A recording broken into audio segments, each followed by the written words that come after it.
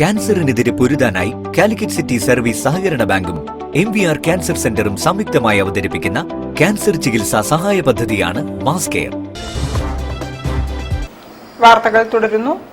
ആരോഗ്യമുള്ള സമൂഹ സൃഷ്ടിക്കായി മാനസികാരോഗ്യ മേഖലയിൽ വിവിധ പ്രവർത്തനങ്ങൾ നടത്തുന്ന ആഗ്നസ് ഗ്രൂപ്പിന്റെ 15ാം വാർഷിക പരിപാടികൾ ഫെബ്രുവരി 2-ന് നടക്കും.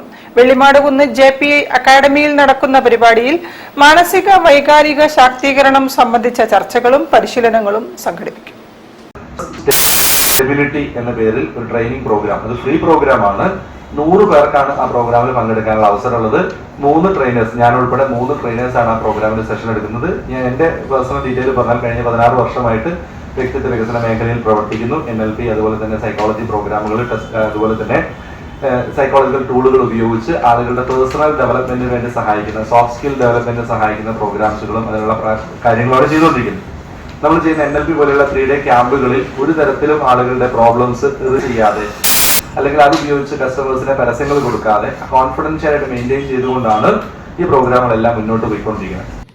വൈകിട്ട് 3 മുതൽ 7 മണി വരെ നടക്കുന്ന ആഗ്നസ് ഗ്രൂപ്പിന്റെ വാർഷിക പരിപാടിയുടെ മുഖ്യ theme stress to stability, skill for mind, work and relationship എന്നതാണ്.